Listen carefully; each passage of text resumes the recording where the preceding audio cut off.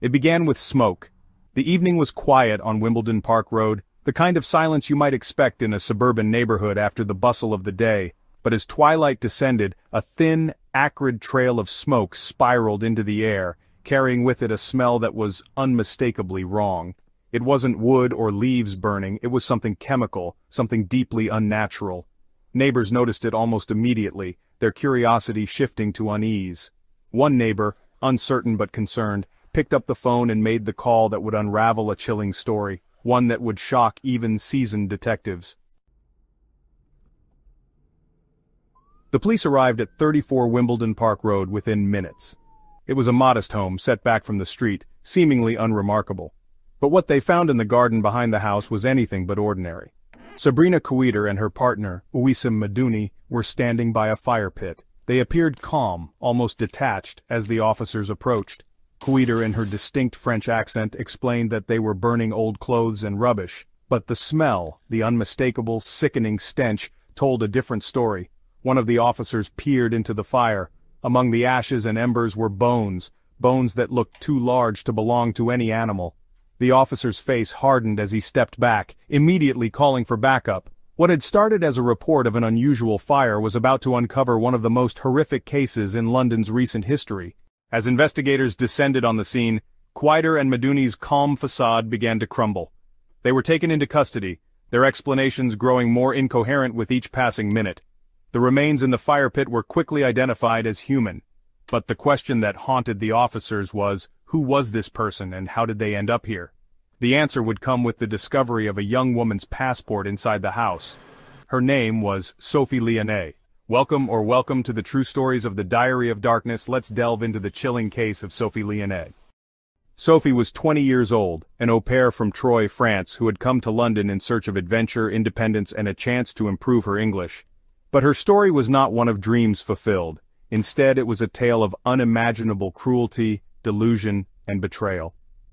Sophie had arrived in London full of hope. Shy and soft-spoken, she had always been a gentle soul, loved deeply by her family and friends.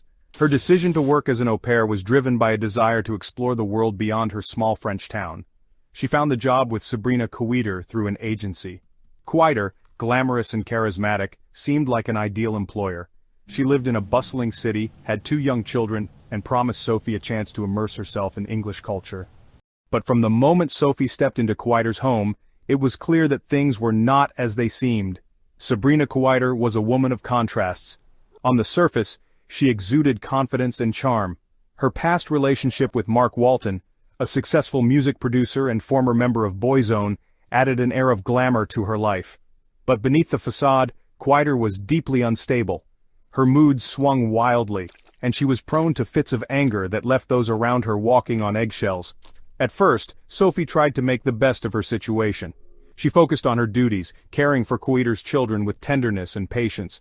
But Kouider's behavior grew increasingly erratic. She would accuse Sophie of minor mistakes, berating her for imagined slights.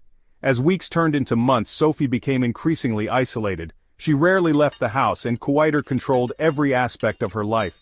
The turning point came when Kouider's paranoia fixated on her ex-boyfriend, Mark Walton. Despite their relationship ending years earlier, Kouider harbored a deep resentment toward Walton. She believed he was orchestrating a campaign to ruin her life, spying on her from afar and manipulating her finances. These delusions, unfounded but persistent, consumed her thoughts. In Kouider's mind, Sophie became part of this imagined conspiracy. She accused the young au pair of working as Walton's spy, feeding him information about her life. Sophie, bewildered and terrified, denied the accusations, but Kouider was relentless. The interrogations began subtly, questions here and there, probing Sophie about her supposed connections to Walton. But they soon escalated into full-blown interrogations, often lasting for hours. Kouider's partner, Ouissem Medouni, played a complicating role in the household dynamics. Initially seen as a passive observer, Medouni eventually became an enabler of Kouider's behavior. Whether out of fear or shared delusion, he supported her paranoia, adding to the pressure on Sophie. Together, they created a toxic environment where Sophie had no chance of escape.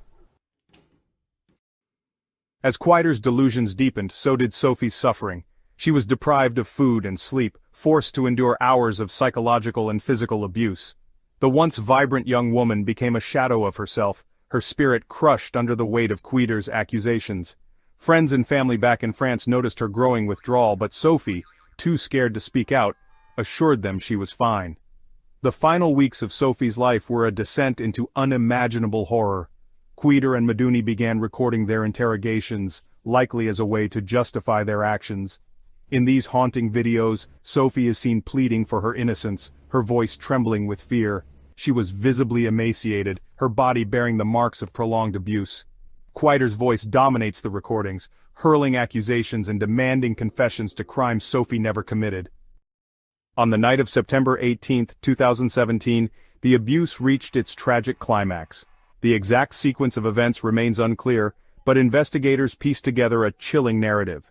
Sophie was subjected to yet another brutal interrogation. When she failed to provide the answers Kouider wanted, the situation turned violent. By the end of the night, Sophie was dead. Kouider and Medouni panicked. They knew they had gone too far, and in their desperation they devised a grotesque plan to dispose of Sophie's body. Dragging her lifeless form to the garden, they built a fire and attempted to burn the evidence. But their actions only drew more attention. The thick, acrid smoke and the stench of burning flesh alarmed neighbors, leading to the fateful call to the police. The investigation that followed revealed the depth of Kouider and Medouni's depravity. Forensic evidence painted a grim picture of Sophie's final days, while witness testimonies and the interrogation videos provided a window into the psychological torment she endured. The trial was a harrowing experience for all involved, as jurors were confronted with the full extent of Kouider's delusions and the horrific consequences of her actions. Sabrina Kouider and Ouissem Medouni were both found guilty of murder and sentenced to life imprisonment, but for Sophie's family, no sentence could bring back their beloved daughter. Let me know, what do you think of this case and which you would like to see next? Till next time,